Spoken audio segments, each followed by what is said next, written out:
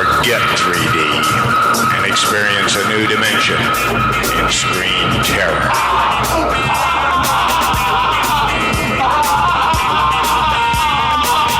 I hope you enjoy yourself in hell. Yeah, right. Older than a witch's, An evil force became a resident. Come on over here and give sweet little Shirley a big old kiss.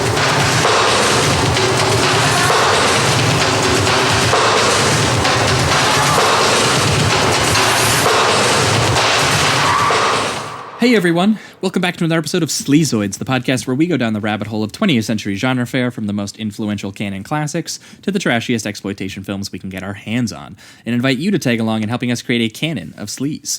Each week is a double feature grindhouse style where we discuss two films loosely related by subject, genre, actor, filmmaker, or franchise, and at the end of each week, along with our honorary Sleazoids, which you can become by subscribing on Patreon, we decide on all the official ratings and rankings for every film that we cover. Patreon subscribers also get an honor shout out and 2 bonus episodes every single month, which we've been doing for over a year. So if you haven't made the jump to Patreon, there are tons of bonus episodes waiting for you. We also did our first bonus transmission recently, where Jamie and I were talking about some new films. We talked about, what did we talk about? We talked about Alita. We talked about Serenity, which Climax. is a golden film. Yes. Love it. So if you have any interest in any of those films, Jamie and I spent a couple minutes talking about those over on patreon.com/Sleazoids podcast, and we got more of those coming down the hole. We definitely want to do Us and Dragged Across Concrete. There's a couple others we want to hit at some point soon. Absolutely. But speaking of which, since the last time we recorded, we actually do have 4 new patrons. One, Landon Carter.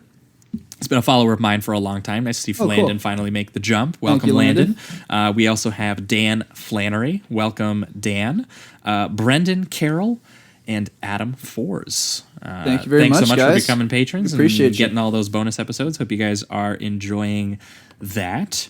That's the one plug. Second plug, as always, whatever podcast listener of choice you're listening to us on, we're probably on it. If not, yell at us, but I think we're out there. So search for us before you yell at us, please. I haven't had anyone yell at me yet, and I've been saying it for weeks. So, so I think we're there. I think we're there. And specifically, if you're listening on iTunes and you've been really digging the show, give us a good old rating and review over on iTunes. It helps us out a lot and helps us get new viewers. So if you haven't done that yet, please go over there and do that. We appreciate that very much as well.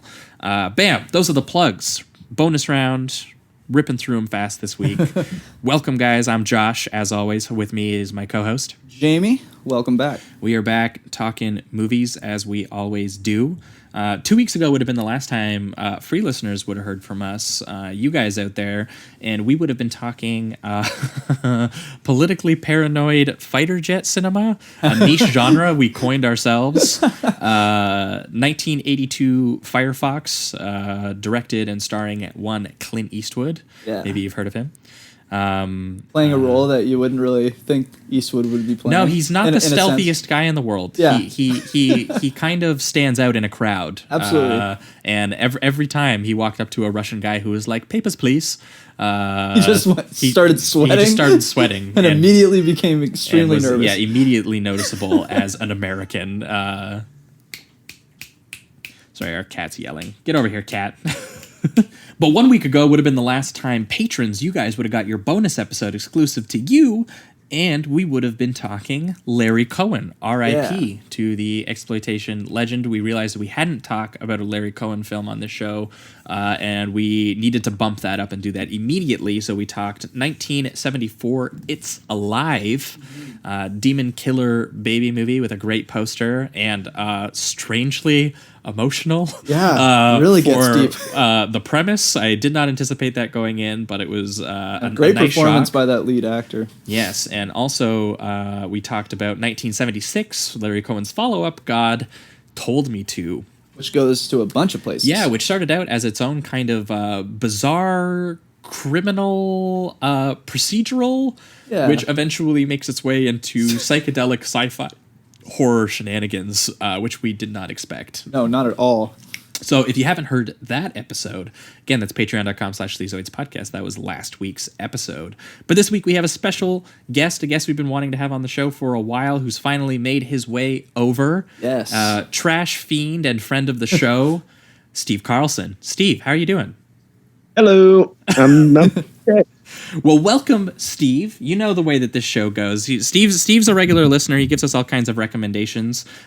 Steve last time was the one who picked The Curse of the Werewolf for us. Oh, yeah. Because I didn't know what to do American Werewolf in London with, and I shot it out to Steve, and he was like, well, you got to do Oliver Reed, Curse of the Werewolf. And I was very glad to have seen that, because I had hardly anyone that I follow had even seen that movie before. So yeah. I'll admit that I that was another one I hadn't seen in a very, very long time, so I kind of forgot that Oliver Reed was barely in it. So awesome. All right, Steve, you know the way that this show works. We ask you to bring 2 films with you, and you've brought 2 films specifically that only you would have brought. So tell us what they are and why they pair together. Well, I have brought the 1982, I believe,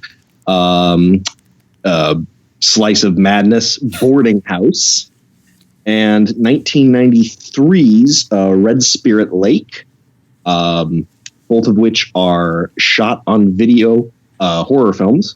And if you really want to get granular with it, they are shot on analog video films in which people are killed by paranormal forces, and behind the scenes, the director is dating the female lead. Oh, well, that I did not know. The that boarding makes house, a lot of sense. The boarding house one definitely makes sense. That's 100% for sure. Yeah.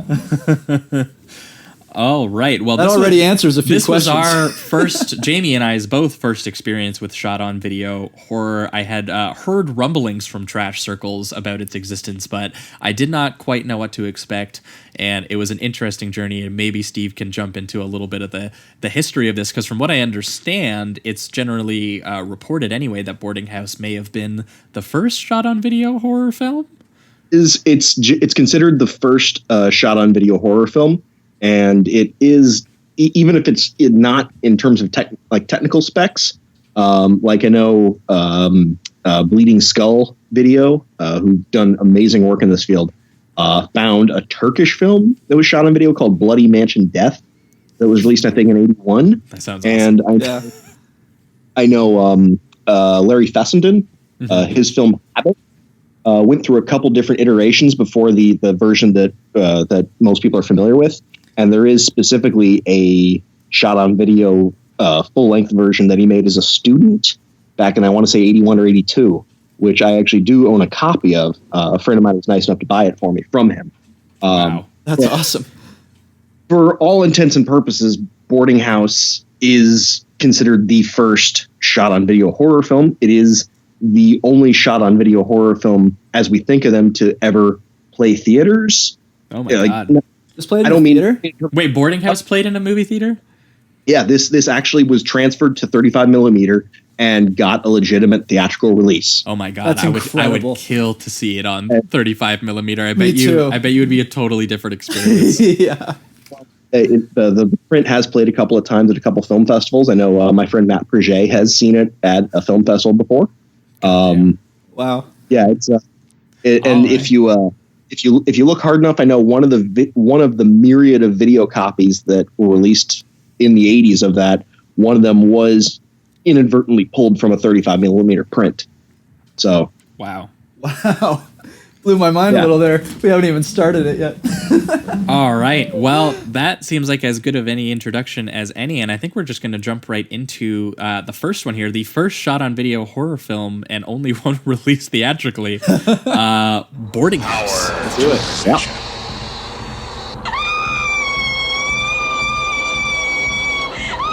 And unleashed its terror. And now, death stalks even in the dreams of all who enter the boarding house. The rent won't kill you, but something else will. Boarding House in Horror Vision. Rated R. All right, so we are talking Boarding House, also known as Housegeist. Oh, yeah. which is just a great title. Yeah, that is awesome. It is a 1982 American supernatural horror film written and directed and starring John Wintergate. And it's his only film, movie, right? His only credit. I love the fact that his acting pseudonym absolutely fits the character. But his acting pseudonym is the impossibly manly Hawk Adley. Oh my god, that is amazing. That definitely sounds like a guy who wants to be shirtless all the time. Yeah, not only shirtless, but in a banana hammock. Oh, that leopard print Speedo. Oh man, it's so rocking good. it.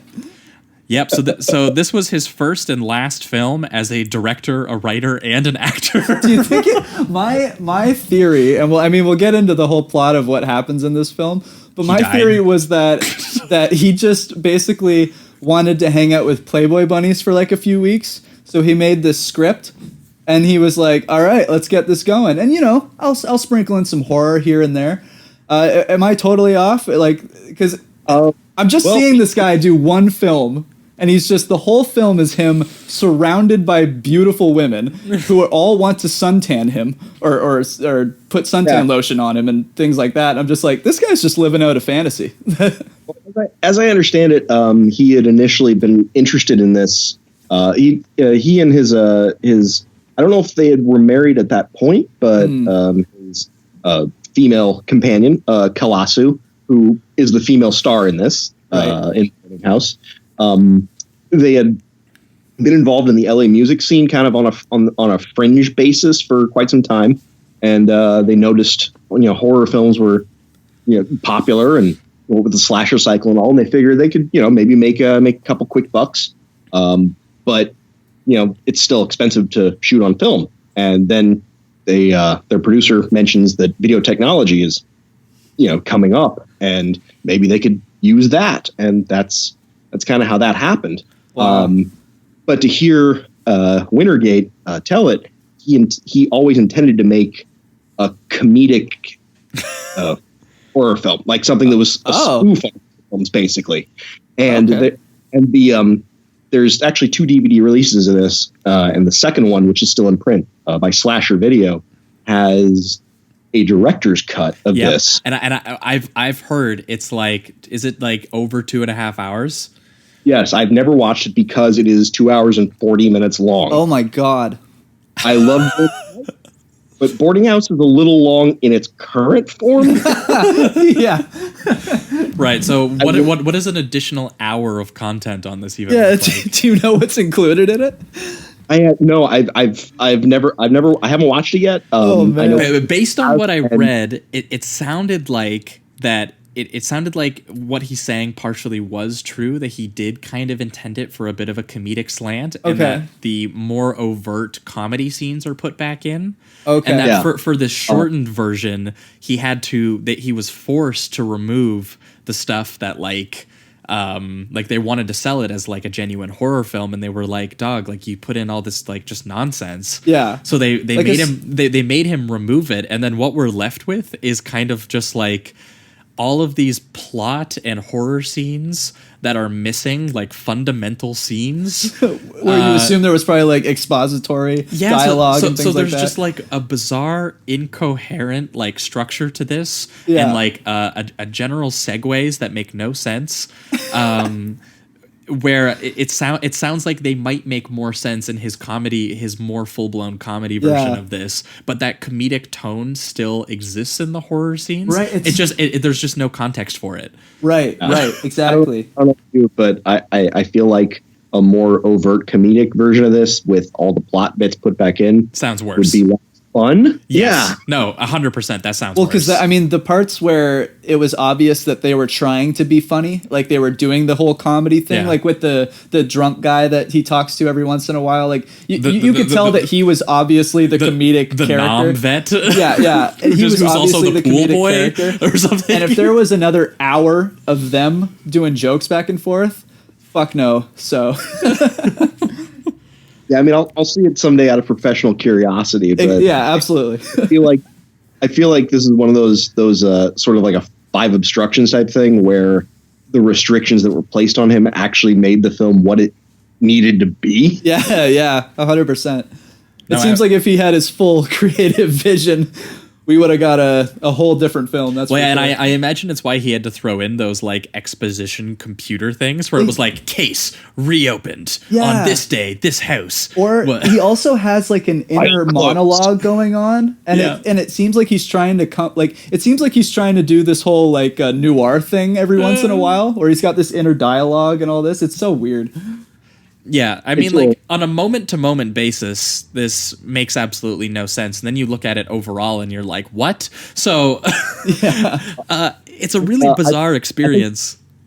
I know I rewatched it just in preparation for this, and I think it's got to be like my 7th time watching it. Oh, my God. And I only for the first time realized I don't know how many women live in that house. Yeah, for real. It seems like they just kind of like come and go. Like it's like sometimes there's 5, sometimes there's 7. You know, we don't really know. This landlord isn't doing a very good job of keeping his tenants under control. There's the one scene where the private detective comes to the house to find the one woman who's run away from her abusive boyfriend, and an Asian lady takes him upstairs and gives him a bath. Yeah, we don't see her in any other scenes. Yeah, I don't think she actually lives there. I think maybe she just drifted in and was like, oh, this seems like a nice party. Yeah. Yeah, I mean, honestly, I don't think the landlord would have noticed. He'd be too busy, getting suntan lotion on him and bathing in a Speedo.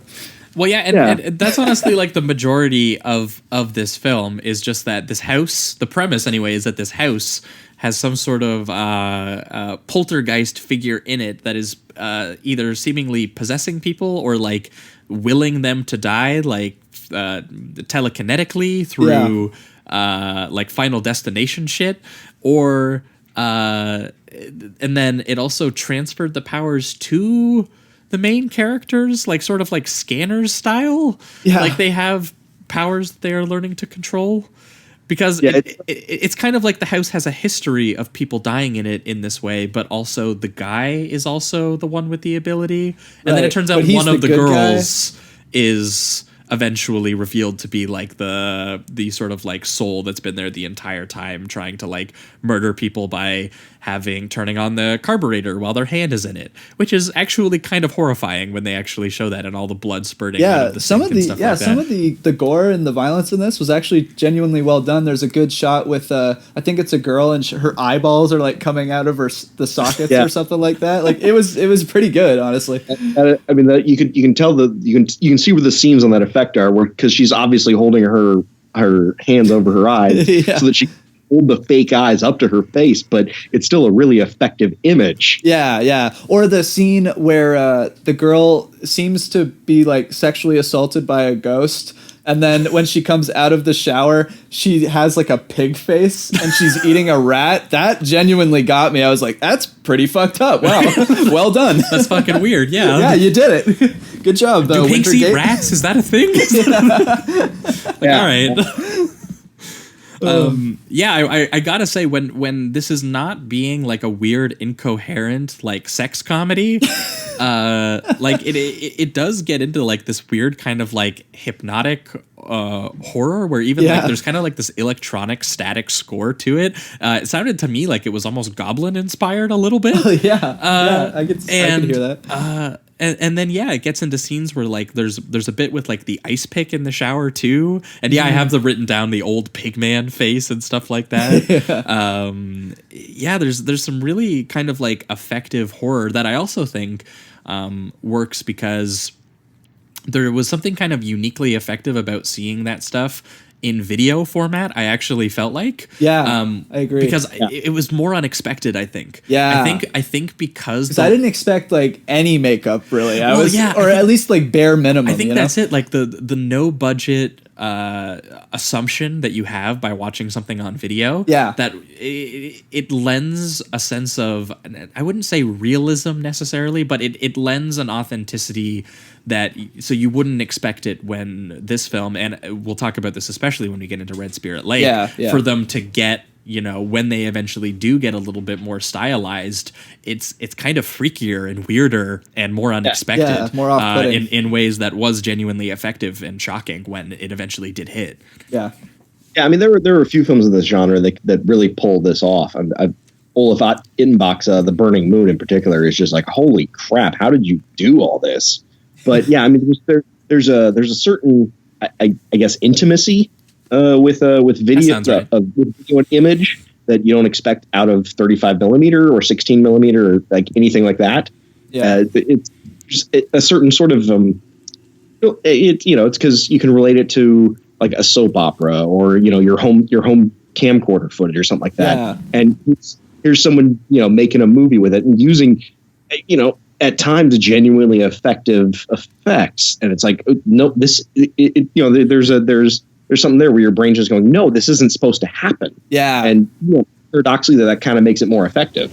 Absolutely. Yeah, no, I definitely felt that. And then when we transitioned into scenes where like people were just saying completely incoherent things at each other, I genuinely felt like my brain was like melting. I was like, what's happening? Yeah. On every single level, I was being confused by the form and then also being confused by the general incoherency of the actual, I guess script. You just can't understand Wintergate's master image, man. His vision. Yeah. Well, I find that kind of charming because it's a very DIY sort of thing where it's just okay, just film whatever we can get today. That's what we're filming. So it's do we have this actor here? Do we have this actor here? We don't. Crap, I'll shoot around him. If there's a certain effect they're going for and they can't pull it off, we'll make it work anyway. Like my favorite shot in this film, and one of my favorite shots in all of shot on video cinema. It's kind of indicative why I fell in love with this stuff is with the private detective when he reaches into the bath for his watch, which has fallen in, and the hairdryer falls in and electrocutes him. Depicted by an extreme close-up of his open mouth in which someone is shining like a keychain flashlight. Like that's the only way they could depict an electrocution. Yeah. And wait for it anyway, and I love it. Yeah, you kind of just appreciate that passion for filmmaking where they're like, we have this gives off an effect. Well, let's go with it. This film, as much as it confuses the hell out of me, I definitely feel like the guy, was passionate about what he was creating, whether or not, it's coherent. I don't know, but you do get the sense that he really was passionate about the story he wanted to tell. Well, yeah, and the story seemingly is just that this house wants to kill people. Yeah. And that these people inherit the power that the house has or that the spirit has, and they start learning to use it, and they start using the telekinesis, the main guy and the woman, but all the women just want to sleep with the guy. Yeah. And there's a great one of my absolute favorite scenes in this movie. And apparently that's fine. That's totally fine not with the the horror polyamorous stuff. Is the scene where he's in the tub.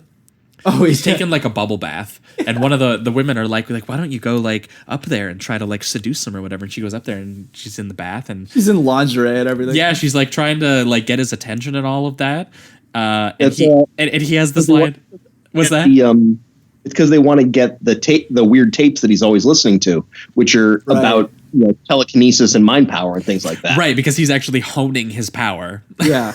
And he's just like in the tub being like, I want to harness the cosmic energy. I want to know the secrets of the universe, like totally blowing off her lingerie and her passes at him. Yeah. And she just goes, what do you want to know that for? It was basically like her answer, and he's just, and then what does he pick up that's in the tub? He like shows her his power. He like a piece of soap. The soap in the tub. Yeah, and it just rises out of the water. Yeah, and she's genuinely like kind of a little heartbroken that she couldn't woo him. And she goes downstairs and talks to them, and she talks to all the other women, and she's just like, he just pushed me out of the tub. He's too into metaphysics. But she did get the tape. She did get the tape, though. That's true. What I also love about that scene is that it takes at the very end before it cuts and she goes back downstairs or upstairs to the girls. It reveals that he's been like butt naked actually this whole time. Like he just gets up and then tosses her into the bathtub as like some flirtatious thing, and then it cuts. And I just thought that was hilarious, and I had to mention it. I don't know. The cutting is wild in this. He gets out of the tub, and we see it from the rear, but clearly his meat is dangling right in front of his face. Yeah. Like, okay, there's a sex scene coming, and then no, there isn't. Yeah, just cut, and no, he didn't want to have sex. I'm like, well, it seemed like something was about to go down, but all right. That's fine. Yeah, and I put in my notes, I was like, this film sometimes and often feels like a porno that never leads to the penetration. Yep. Well, and that's another aspect of the video aesthetic, because I mean, porno was rolling into video at this point too. So. Oh, that's true. That's a good point. Yeah, that's fascinating. That's so funny. And this played in theaters. Let's remember that, folks. This played in theaters. I honestly forgot. Like oh my god, that's an incredible fact. In interviews, Wintergate brags about the fact that this opened opposite Jaws 3. Oh hell yes! This just gets better and better. Oh my god, that's incredible. That's so funny. Did it make any money? That's the question. Yeah. Nothing that Wintergate ever saw. He is a lot like a lot of independent artists got screwed by his distributor. So, okay. Like a lot of guys on the grindhouse circuit, nobody knows if this actually made any money because the books were always super cooked. So, okay, interesting. Yeah, the only box office report I can see is that it made about $390,000 as of 1983, apparently. Okay. That's pretty good for something that probably cost like $10,000. That is literally what it says it costs. Yeah. Wow. Oh, good guess. Nailed it. Amazing. No, it feels like a $10,000 movie through and through. Oh, absolutely. Which in part leads to its own bizarre kind of fun, because while it's completely incoherent on like a beat to beat, moment to moment, like what's happening character level a lot of the time, it leads to some great moments where people are just constantly having bizarre nightmare sequences, and then they wake up and people like storm in and are like, "What's wrong? Are you having a nightmare?" But like at one point after the pig face one in the bathroom, they come in and the one girl's like, she comes in trying to help, holding an entire box of pizza. And then she's like, "I have pizza. Like, do you want pizza? Like, come eat the pizza." Or whatever. And I was like, what? Like, you just heard a blood curdling scream. Like someone's being murdered and you didn't drop the pizza box. Yeah. That's not the pig face sequence. That's the sequence where they do all go out for pizza, and Kalasu's character stays behind to clean the apartment. Oh, right. So she's coming home with the pizza. Right. Yeah, they're coming home with pizza. Well, but the irony of that scene is the person holding the pizza is the woman who is the evil telekinetic person. Right. Yeah, I think her name's Debbie. Debbie. Yeah. I actually remembered a character name. Been having a freak out right now. So she's just, it's just kind of like she's rubbing it in. Like, oh yeah, I know you just had a psychedelic freak out, but here, have some pizza. Yeah, caused by me. Well, and another one where that happens, where she has a freak out, and then I think she accidentally fires the gun. Yeah. And everyone runs downstairs, and they were like, "It sounded like a gunshot. What's going on? Are you playing with your gun?" And I was like, did she even have a gun? Did we know that she had a gun before that sequence happened? We found that out in the previous scene when she was talking to the abusive boyfriend that she had bought a gun. Man, maybe this is more coherent than I thought, but I could not track half this stuff. But I'm with you, man, because like the film just leads itself to make you feel disoriented. I mean, I am 100% with you on that. Right, and well, now I'm thinking that stuff actually makes more sense because her bizarre reactions are the girl who is like doing it. Yeah. So like it's very possible that like she used her telekinetic powers to like fire the gun off and try and kill her. I think that's what it. Yeah, I'm pretty sure that's what it implies. And then she tries to blow it off as like, "Don't play with your gun." Yeah. Well, the thing is, Wintergate's not even being subtle about who the villain is, because if you watch when Debbie comes in the first time, with her bizarro accent, which I think is supposed to be Australian or something. I'm not sure. But the news report is on about the escapee from the mental institution. And oh my God, I didn't even see that part. But really, they fit one of those in? Yeah. Wintergate as the lead is like, oh, I know, I'm sorry, all my rooms are rented out. And it literally cuts to a scene of Debbie doing the hand flex. Like, oh, yeah. Oh, actually, I think we might have an open room and we can put her in the storage room. Yeah, it did. Now that you say that, I did make a note of that because it felt as if Wintergate thought that was subtle enough that it was just a clue. You know, like it wasn't a direct answer to things that we probably shouldn't know yet. It seemed like he was like, if I just put a second of her waving the hand, they might not see it as clearly, and therefore the mystery is still there. You know, that's what I got. It definitely was for me. I'll say that much. But that was because the general mystery of the entire thing was there for me. The whole fucking film, yeah. Mostly. Well, a lot of these things are definitely easy to miss, and the fact that none of this actually makes any damn sense. Well, yeah. Okay, like, why does he have so many women? Well, that was what I was wondering. I'm like, this guy's a landlord, right? The landlord doesn't just live with his tenants. It's like, there's got to be some type of like illegal shit going on here. Yeah, no, absolutely. Best defense I can offer is it's California. Yeah, yeah, there you go. God, more free spirits over there, yeah. Very, very California in its way. Well, yeah. As soon as when they're lying by the pool and stuff, and he's got his Speedo on, and everyone's just like fawning over him. Yeah, and this is I made it in my notes. He wrote like, this. Make note that this guy wrote this. Yeah. So he wrote it this way, which makes every scene like that so funny to me. That he's like. And then also he plays his character that he's like this super nice guy that everybody loves, yet he's having sex with like every single one of them. And I think at one point there's even a scene where he hypnotizes a girl and then has sex with her, which is bad, I would think.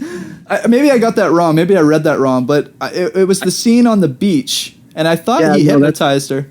I think you could certainly read that scene that way, and it very well may be that. I mean, maybe that. But we can't say for certain. I kind of took it as him just trying to calm her down. Yeah, because having just done an abusive boyfriend. But. Yeah, what made me feel bad about it was when they had sex directly after, and I was like if he calmed her down and then they had a talk. And then they had sex, I'd be like, okay. But it seems like he hypnotized her and then had sex with her. And I was like, you're the good guy, aren't you? Yeah. When your director's cut runs 2.5 hours, you don't have time for things like that. That's true. No, but they do have time for the pool garden guy nom vet in the leather jacket and the bandana and the chain and the raspy voice. Oh, yeah. That's just one of those things. And Wintergate's playing that guy, too. Oh, my God. Oh, yeah. Forgot about that, but that's just one of those things where a true somebody thought it was a funny idea and they never wrote it out. Absolutely amazing. Yeah, this is just a very bizarre artifact of like because this would have came out when like I guess the horror scene would have been like really getting up in the early 80s there, but like I still feel like the slasher thing wasn't like that huge yet, was it? It was pretty significant. I mean, Friday the 13th is 1980, and then it's right. Yeah, so I guess that would have been like the launch. So he was really bankrolling off of the popularity of Friday the 13th started of like so a spirit slasher house type thing that they could they could work off of. But the bizarre part to me is the inclusion of the telekinesis aspect. Yeah, a lot of the things he does. As fun as they are, feel very disconnected. Well, because what would have been like the first? Because I mean, this would have came out, I guess, just 1 year after Scanners, right? Yeah. Yeah, that sounds about right. Yeah. So I guess I didn't think. You think that's where it probably came from? Like maybe, I guess. Yeah. That's what it directly reminded me of, because like the way that it's used in like especially the end when they start like breathing and they're like trying to have a power battle or whatever, telekinetic off or whatever. and she magically grows Lita Ford hair. Yeah. Oh, that scene's so amazing. Oh my god. It is. But and there, there's all sorts of colored filters all of a sudden, and there's a fog machine, and Wintergate's messing with the sound, all to hide the fact that his finale is 3 people staring at each other. Brilliant. Yeah, 1 or 2 of which are Playboy playmates, probably. Yeah, I looked it up. They are? A couple of them are. Yeah. Well, maybe not his girlfriend. Debbie actually was a nude model. Okay. Well, there you go. Good for him. I wanna just to speak on the comedy. There was one joke that I legitimately thought was hilarious, which was when the guy was holding the mannequin head and had a can of Coke on the table, and he's like, "I love head and Coke." That's golden shit. That is so funny. Like I don't even remember the context of it, but I know it's hilarious. That's all I need to know. Awesome. But yeah, this movie, it's something. Absolutely. Well, we might pivot towards the reductive rating round and final statements here. Do it. For me, honestly, I got enough out of this that I could go with the low 3 on it. Nice. I mean, it was a little long, I will say that. Yeah. At an hour 40, I don't know that it stood up to the material, really. I don't know that there was enough there, but maybe I also need to rewatch because there was some things I clearly missed there, and I wasn't sure if I was just zoning out because my brain was melting or what was going on there. But there's small details in there that make it sound a little bit more coherent than the version that I watched. Yeah, I felt like I was too. having like a fever dream, like actually watching the movie. Yeah. And it sounds like they may have put a little bit more effort to it than even I got out of it watching it. But the weird combination of like a shot on video, like Playboy bunny video, and like strange scanners / poltergeist horror movie with moments of shocking idiosyncratic violence that kind of comes out of nowhere was decently effective enough to get me through most of the movie and have a good time with it. And even the own bizarro incoherency ended up getting its own pleasure out of it too, and making those scenes even more out of nowhere. I especially liked, because we don't know that it's telekinesis very early on, so I especially liked when I just thought it was like the house killing people.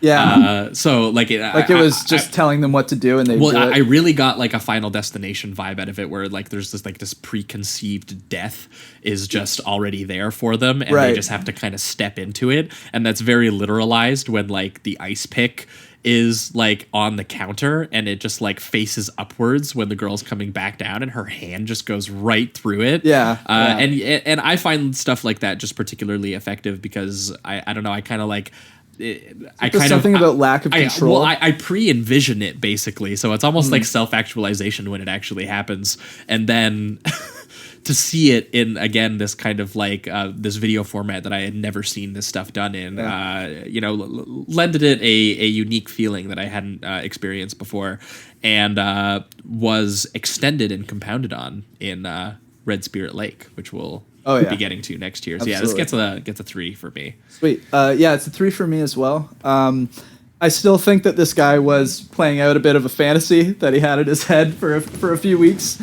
That being said, now that you don't write yourself as the shirtless Speedo dude that all of the Playboy bunnies love. Yeah, and are totally fine with you having sex with everyone in the house. No strings attached. Yeah, everyone's just a big happy family that's over having sex with each other.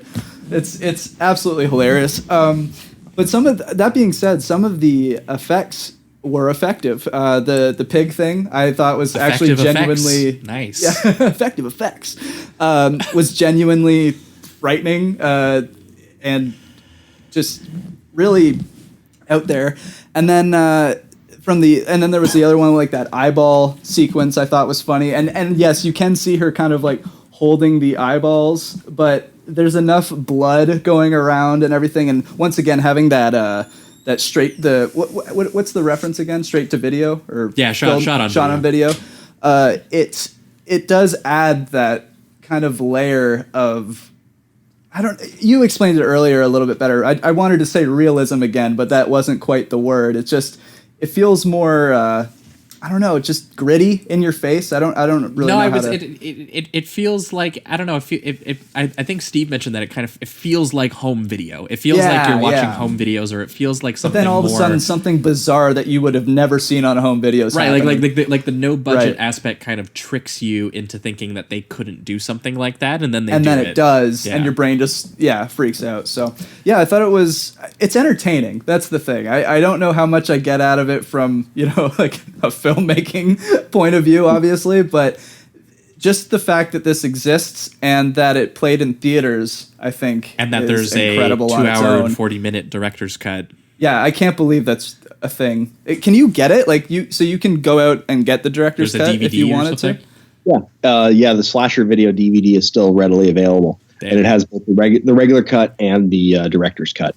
Wow, that's unreal. Right. But yeah, I mean, I feel like my thoughts on this movie are kind of everywhere, as is the movie. So I'm going to give it a 3, and maybe I'll rewatch it. I don't know. I'm definitely rewatching the next movie we're talking about. All right, for you, Steve. Well, it's a Boarding House I have seen more than probably any other film in the last 6 or 7 years, I would say. That's crazy. I consider it one of the most important genre films that I know. I've recommended it to a number of people. It is a little too long, and there's not a frame of it I would cut. I treasure every minute of it. And I would give it a 4. Nice, beautiful. Because there are just some things in it that are just like. I wouldn't want to lose this because of how absolutely inscrutable and weird it is, but it doesn't really work. Like you're right. A lot of the comedy doesn't work. Like the yogurt facial is dumb, and it's.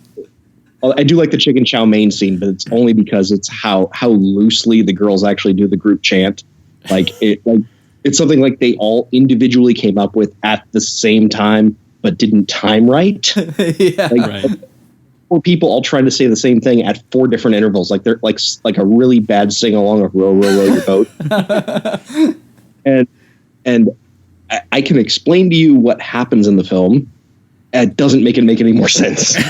Yeah, that's a good way of describing it. Definitely. Because I feel like it made more sense when we were talking about things in it that happened than when I was actually watching it. Yeah.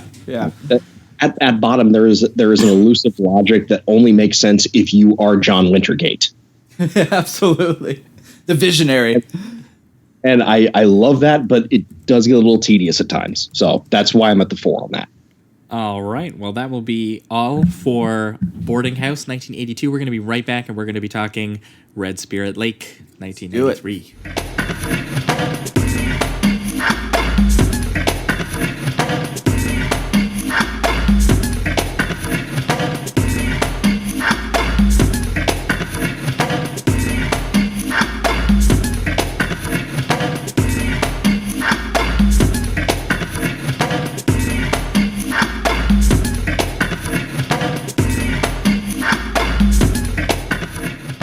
All right, we are back, and we are talking Red Spirit Lake, 1993, directed by one Charles Pinion, also co-written by Charles Pinion and co-starring Charles Pinion. Absolutely. It is a shot-on-video horror film, which Pinion himself describes as Marilyn, played by Annabelle Davis, who Steve has informed us was an item with Pinion at the time, which makes some of the scenes with her a little bit more understandable. But Marilyn returns to the haunted lake of her childhood, the titular Red Spirit Lake, where violent forces, alive and dead, struggle for her control. That is his which is such a describe that plot. Yes, I mean, like, technically, I think that's what happens in the movie. Yeah. There's also a lot of things that they did not mention in that synopsis. No, like the weird, like, gangster conspiracy Yeah. to... I think that they are looking to harness control of the power of Red Spirit Lake. So they are torturing and assaulting and tit grabbing the aunt and current owner of the property to access its power. But what they don't realize is that its power is run by a coven of sexually abused and tortured spirits. Oh, okay, yeah. Who so the power of the place is fueled by sexual violence, and they create more spirits by committing it there.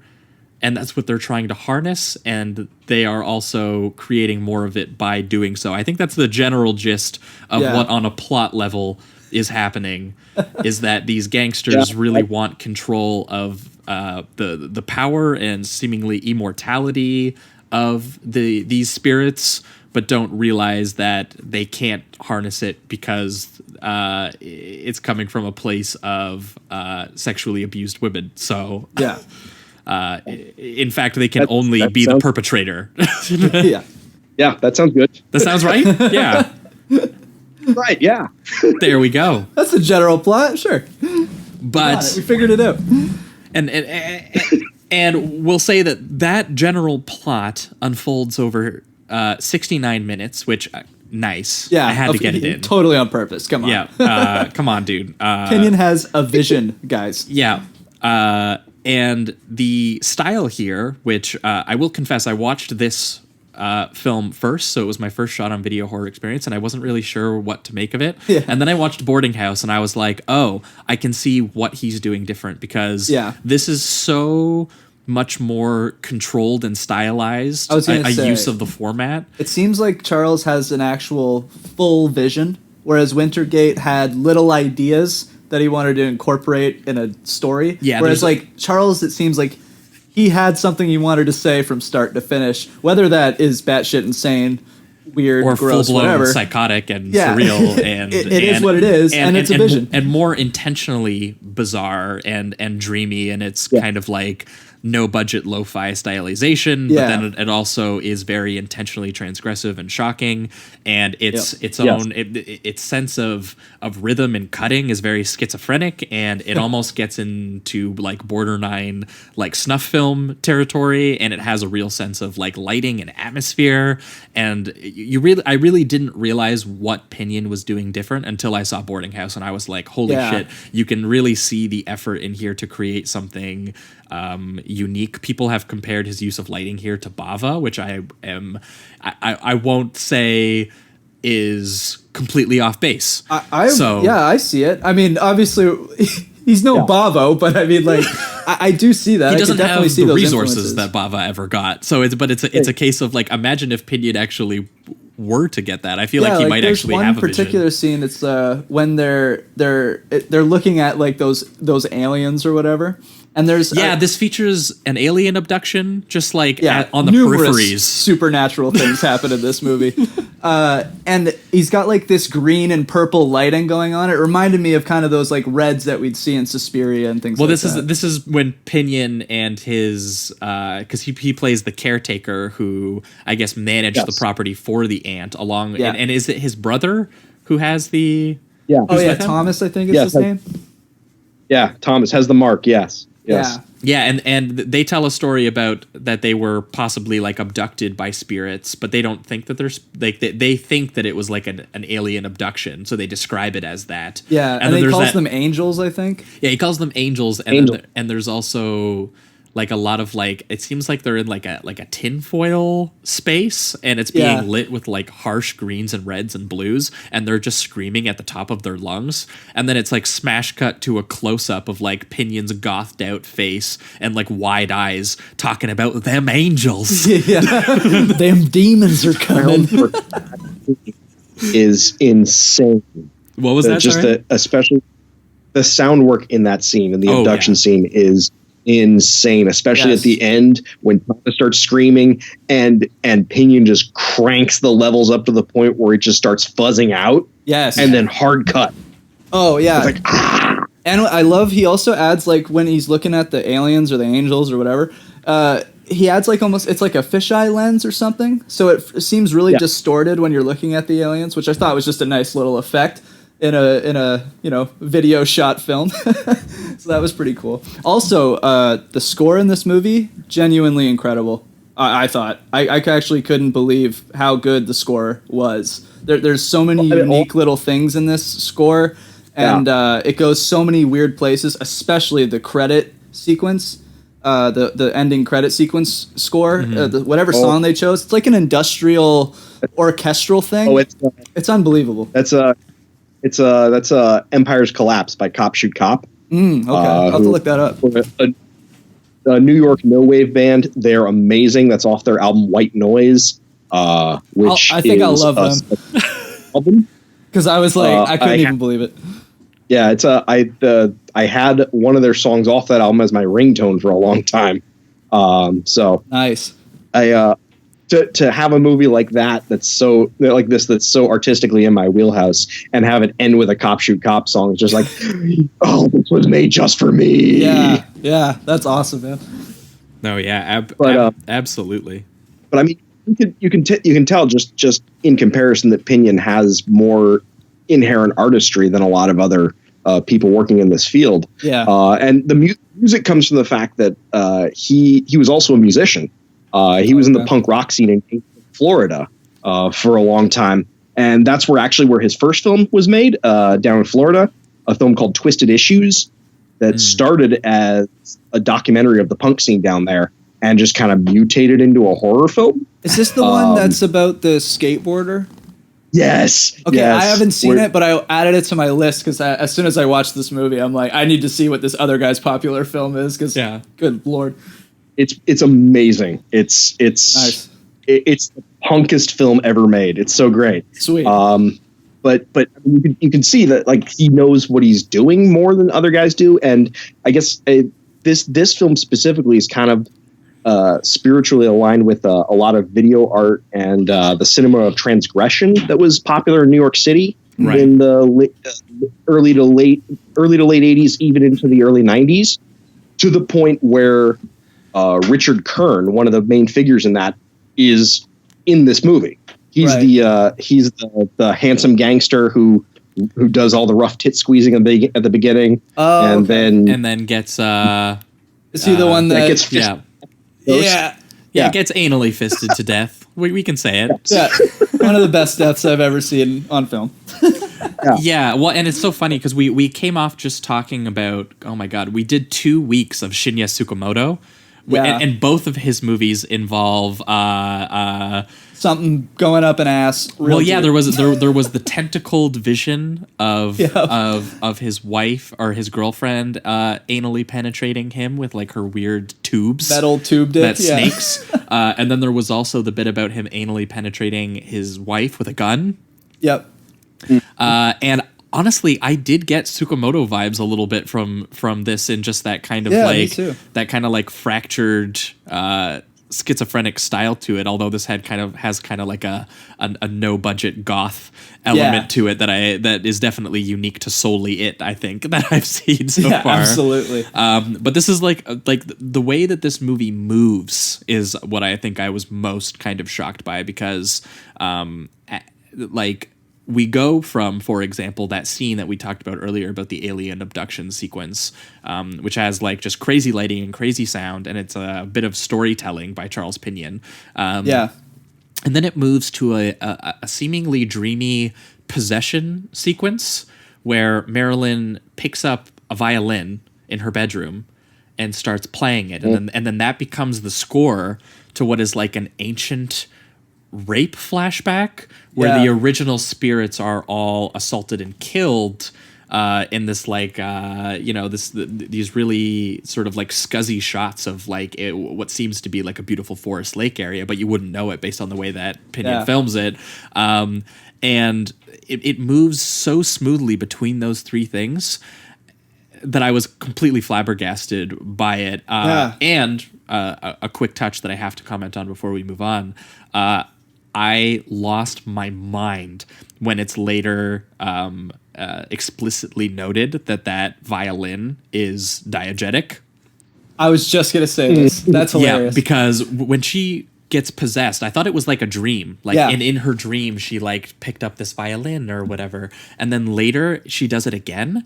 And you think it's going into a dream sequence. But then Richard Kern is like pounding on the door being like, shut the fuck up. I lost my mind, dude. 'Cause I had that, I had the initial thought of like, this is the score. This is the score. And then when a character reacts to it, it was, I lost it. I thought it was so funny.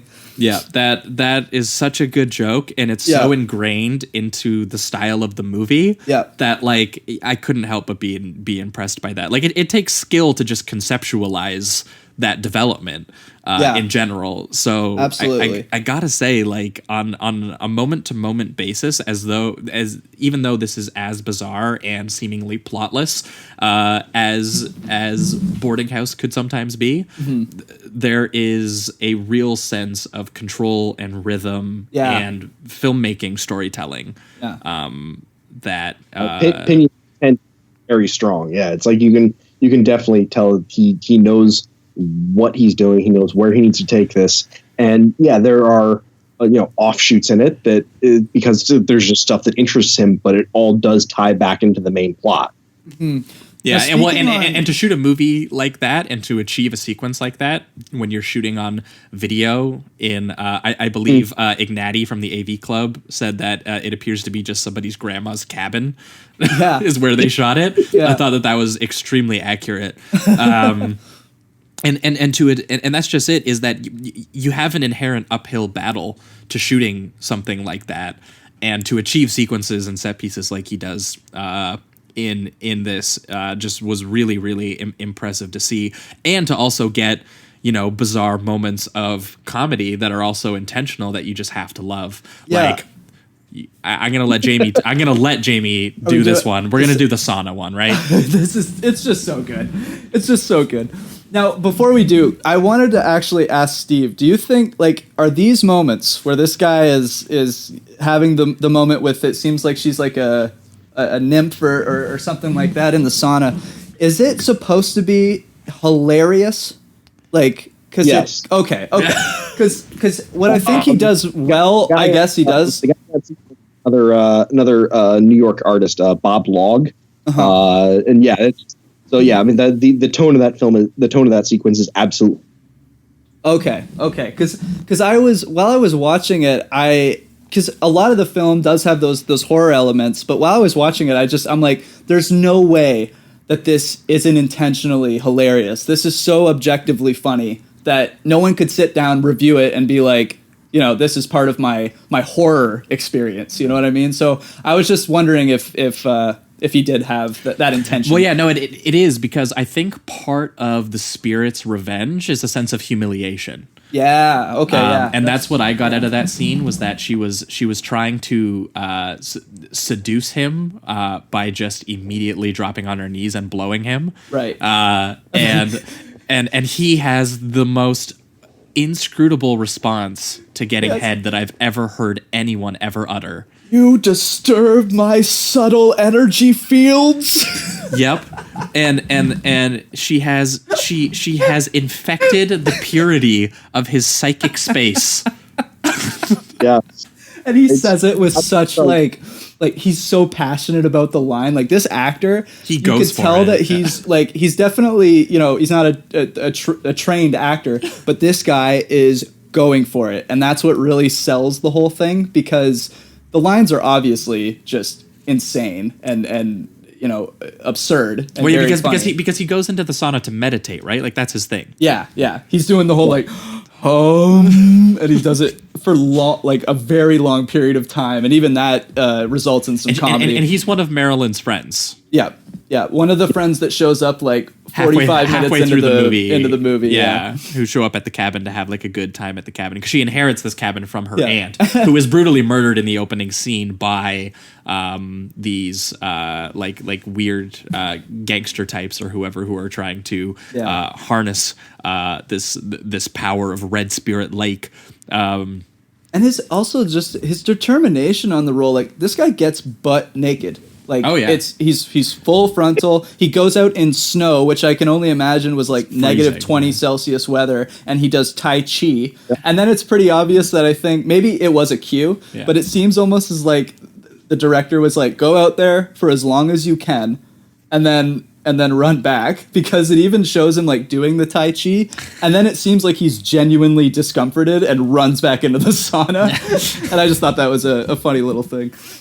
Yeah, there is just as for all the tit grabbing there is in this, which a lot of the time, is intentionally designed to be off-putting. Yeah. There's just as much revenge for it. In the form of penis mutilation and dismemberment. Yep. Which is the immediate comeuppance of a horrifying rape that Marilyn experiences from the sort of like seemingly the head gangster type. And the sequence where he is like brought downstairs and they just make him chop off his dick right then and there in the basement is pretty wild. Oh, it's very wild. Yeah. And they have him holding a prosthetic penis and like there's just blood everywhere. There's blood going everywhere. Well, and she also bites off his tongue. Like she starts seducing him and like making out with him, and then she rips his tongue like out of his mouth. Yeah. And again, to see this stuff in the shot on video format is it's really effective. We said it a lot about Boarding House, but it's even doubly so here. Yeah, with someone especially who because really knows Charles, what they're doing with the camera. He focuses on lighting as a thing too. So when you have certain, like the moment where the guy gets fisted to death, the lighting is crazy. Genuinely insane. Like there's fog going around, and then we have a close up of his face. The blood comes out of his mouth. It's just it's insanity. He really thinks about the kills and things like that. Once again, he has a vision. It's just more so than what Boarding House had. You know, it's interesting in that I don't think I ever really put together until right now, or until you mentioned it, Josh. The whole idea that these guys, the men who are trying to take this over, can't take it over because specifically the power of Red Spirit Lake comes from the fact that the women who are there were sexually violated in many different ways. Mm-hmm. So that their revenge has to take the form of what was given to them. Right. Yeah, well, because it's seemingly stated, or at least seemingly implied anyway, that the source of the power is this kind of cruel violation. And that in seeking that, it's kind of ironic that they are seeking it got notoriety. They noticed its power. They're like, wow, how do we gain this power? Meanwhile, they like the power literally stems from the abuses that they've done. So and that's what leads to what is probably the best scene in the movie, which is Richard Kern getting anally fisted to death. Yeah. And it's because he's straight up there, finds someone, and the first thing he does is do some bondage rape. Which I will say, the girl, even while she's being tied up, she still doesn't seem to know what's happening. Yeah, which I found what's happening is obviously disgusting. Yeah, but the fact that he writes her as not knowing what's going on until the very moment that it's happening almost leads to some very off-putting comedy. I don't know about you, but it's the character was because it's definitely like she's like, I'm at the cabin. I'm going to have a sexy old time. Who's this guy or whatever? Right. And she has no idea about like this cosmic conspiracy of rape power that's going on. So it's a very dark joke, but I did find a little bit of humor in it until the initial, horror happens. But it's amazing to see that sequence where she gets her throat slit and she immediately comes back as one of the spirits. Yeah. And her accent just does such a justice for her character and the comedy involved in it too. Like just having that deep Southern accent that she has. I thought that was like she sounds like she's from Tennessee, so she's always just like, "You were the best fuck I ever had" and shit like that. So it's pretty funny in that regard. But the sequence, I find the way that actually plays that fascinating, and that it's sort of like the infamous scene from Straw Dogs, but played for a weird sort of comedy, like you guys mentioned, in that it's like she wants it, but maybe not exactly like this. Like she's curious, right? But she doesn't know the context. She doesn't know exactly. Yeah, she'd be down to fuck this dude, but maybe not the way he wants it, you know? Right. Yeah, so like he found a consenting partner, and he still And had he to rape still her. chose, yeah. Like, this guy's a total piece of shit. Yeah, so his violent comeuppance is absolutely wild because she comes back as a spirit, and in this really like the wildly lit and edited sequence, anally fists him to death. And the one detail that really hurt was all the farting. Yeah. Absolutely. There's even a shot where I'm pretty sure she puts his hand pretty far up that butt. Yeah. like I don't know if they did the thing, but like the shot itself for 2 seconds has a hand going in the crack. Yeah. So I was like, that's commitment right there. Holy hell. Well, and at one point she pulls it out and puts it back in, and you can see stuff on it. I forgot about that. Oh my God.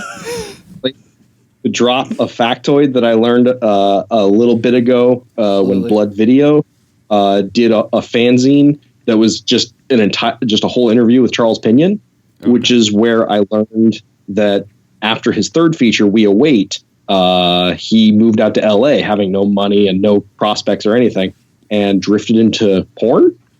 Oh. And shot a bunch of porn films for Extreme Associates. Eventually ended up directing a couple. And one of them has my favorite porn title of all time now, Cornhole Armageddon.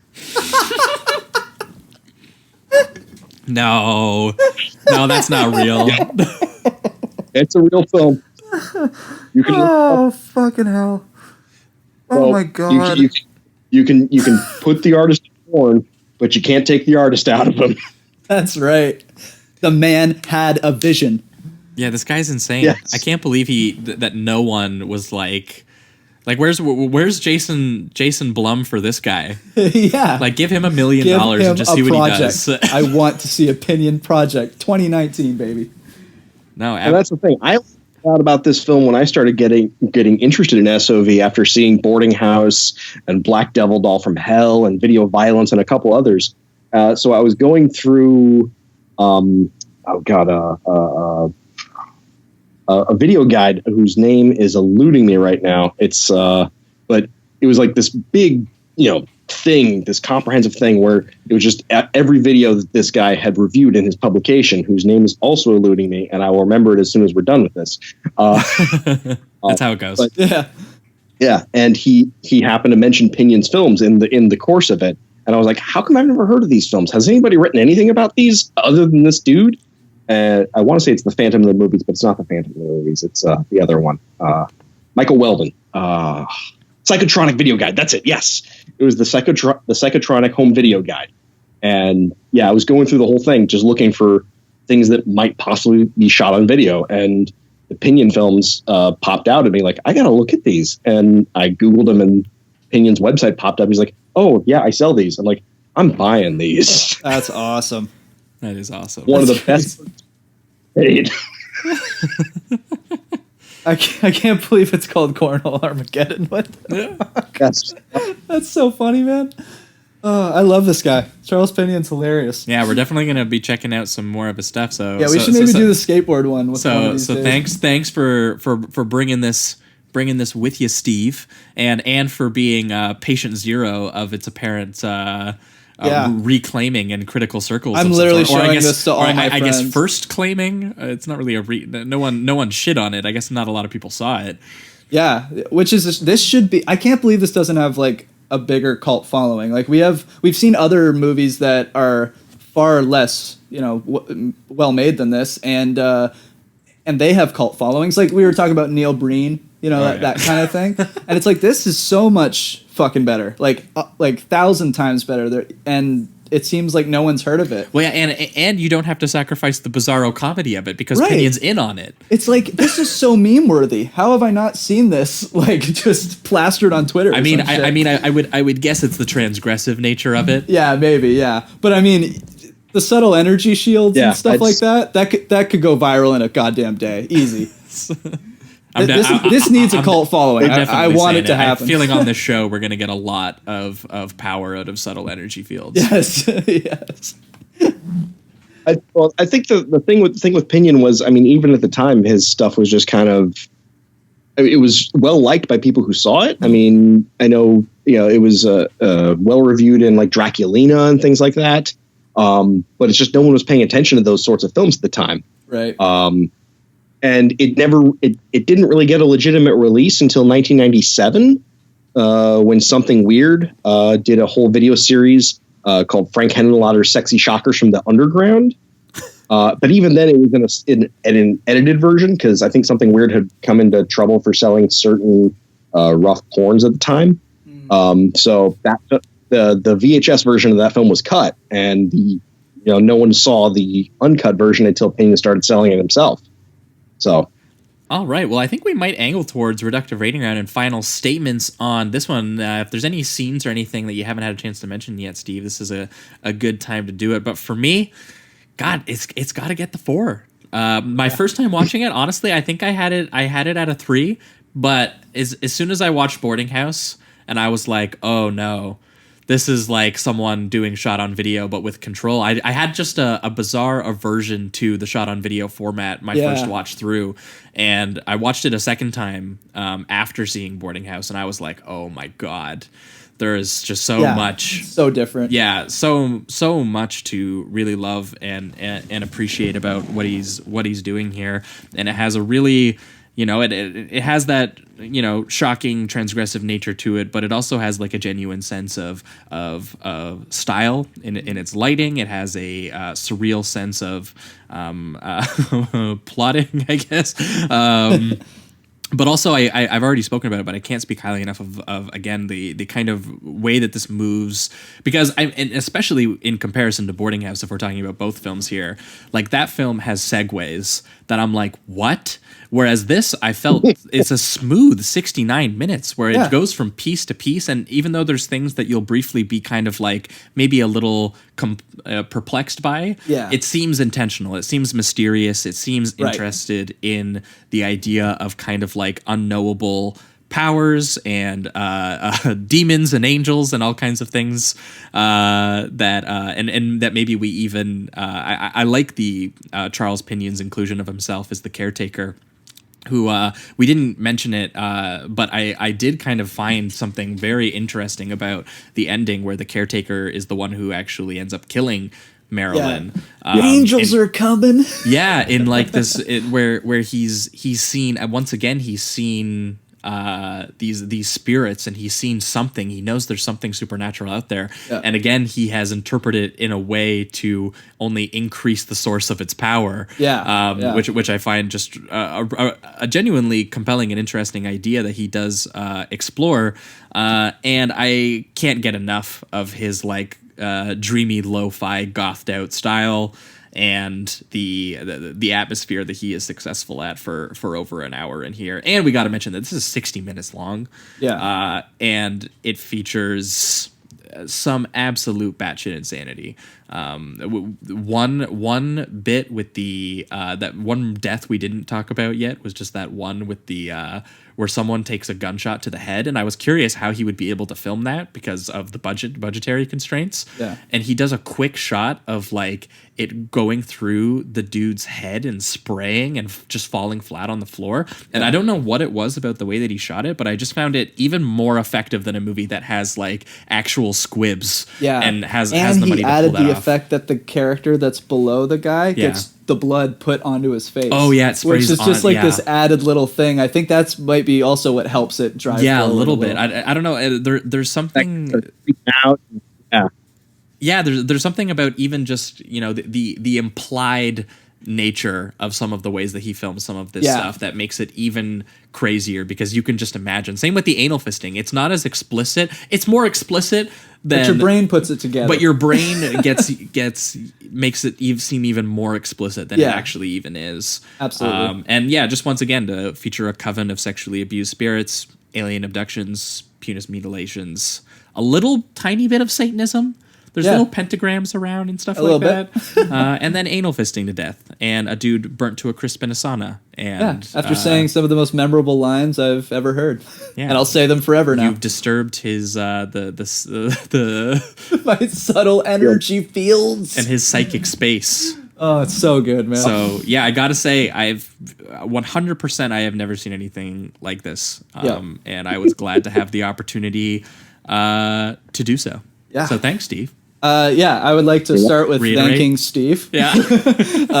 Because this movie is incredible. And at this moment, 100 people have logged it on Letterboxd, and Yeah, Jamie and I are 100. the last two. Yeah, and 3 of us are here. Yeah. So, but yeah, I mean, what I liked about this more so than comparison to Boarding House was it felt like Charles had a complete vision from start to finish. Whether there's some plot points missing and things are a little bit they're not explained as well as they maybe could be. I think that adds to it as well. You were saying it's like adds to the mystery of it a little bit and the unknowing of these powers and things like that. Well, and almost it doesn't even matter. Like the plotting that he hinges on this is so basic that he really only implies it in scenes. Yeah, exactly. in bizarro sequences that are near Lynchian and how surreal they end up getting at a certain point. Absolutely.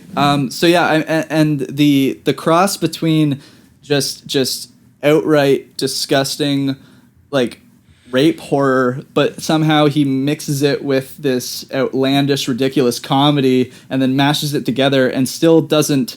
I mean, it'll offend some people. Just does, it does it in a way where I can see at least what he's trying to do. You know what I mean? Right. And it's not sorry. It's not aimless, Right. It's not Exactly. It's not something like Ryan Nicholson or something, which is like, oh, I can show you this gross thing and it'll be gross, and it's like, no, Exactly. you're a kid playing in your own poop. Yeah. But yes, there's a philosophy to it, Yeah, it feels like he had a reason, whether or not maybe we agree with that reason or his thinking. It feels like there's something there. That the grossest one, honestly, is probably the one where Charles Pinion himself is spying on his own girlfriend. Right, and it ends up that it's his own girlfriend. So, I mean, in the context of the film, it doesn't make it any better, but in the context of these are two actors working together, that makes me more comfortable. Yeah.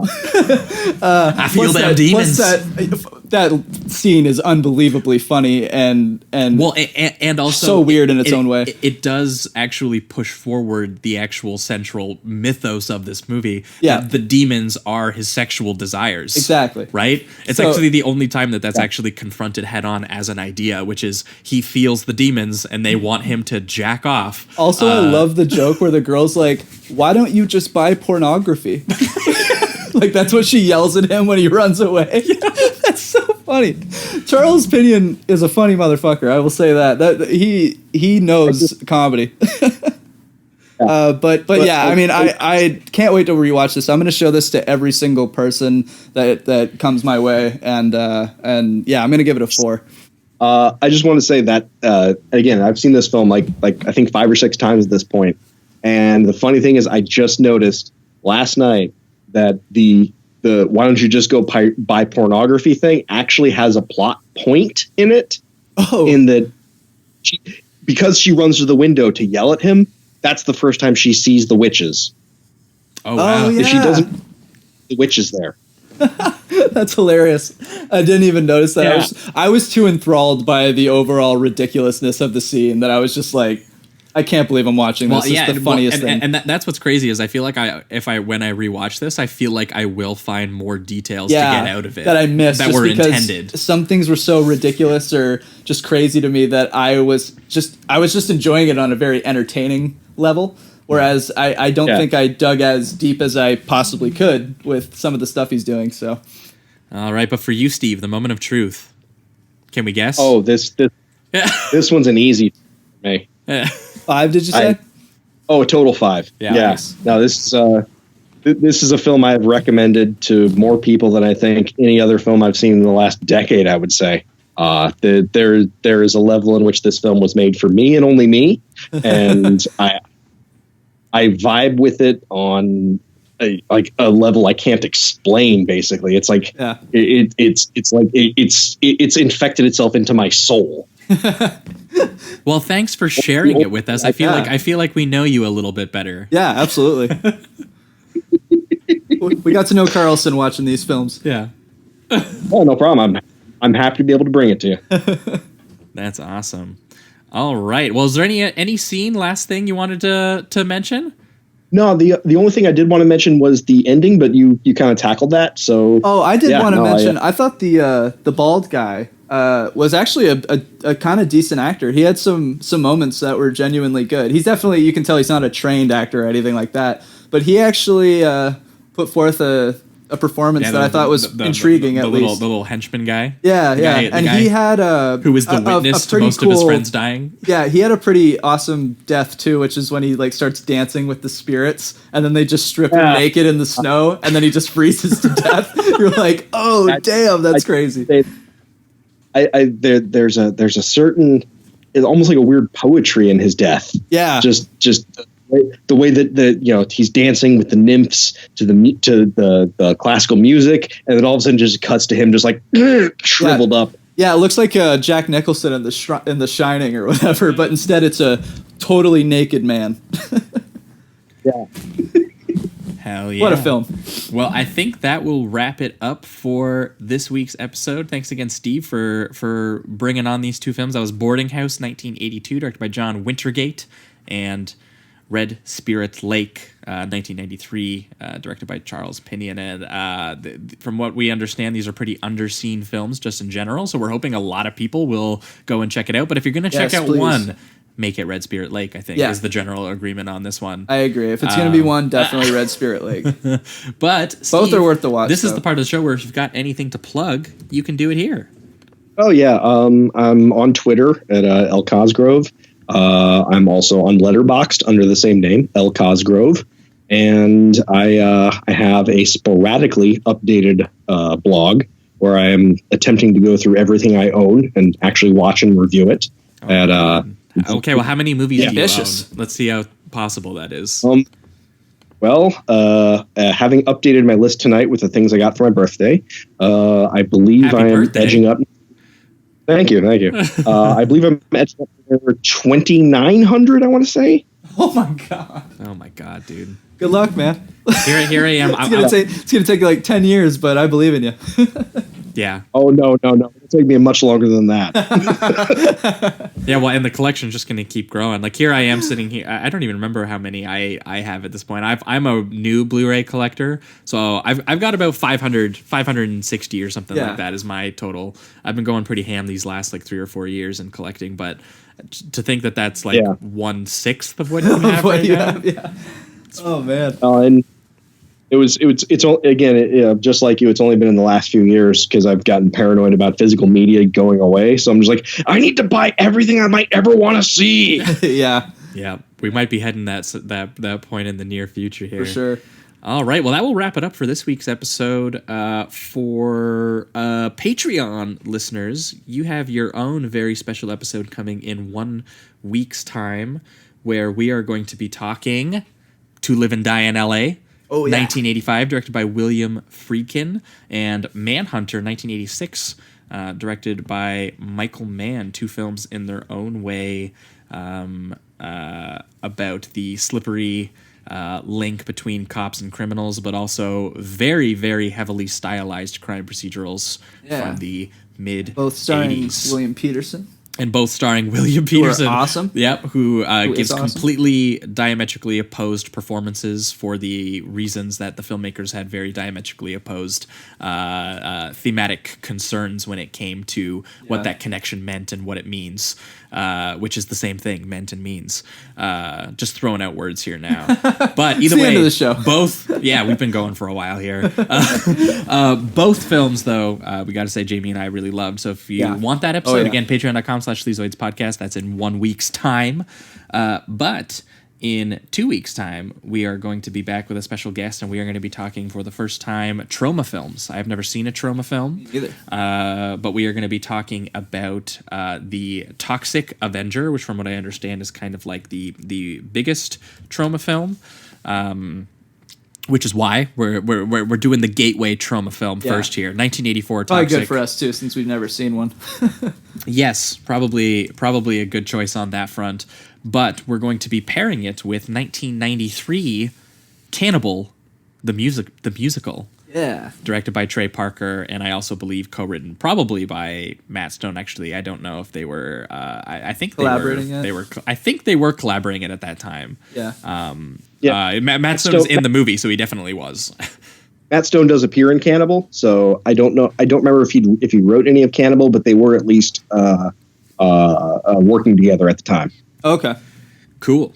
So either way, that's what we're going to be talking about for free listeners in 2 weeks' times. Trauma films. That was Toxic Avenger 1984 and Cannibal the musical 1993. I see that Steve gives Cannibal the musical 3.5 stars. So there you go. All right. We're in for a show.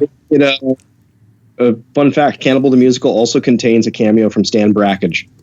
No, the experimental filmmaker. Yes. Oh my God. Cool. Okay, fair enough. That's cool.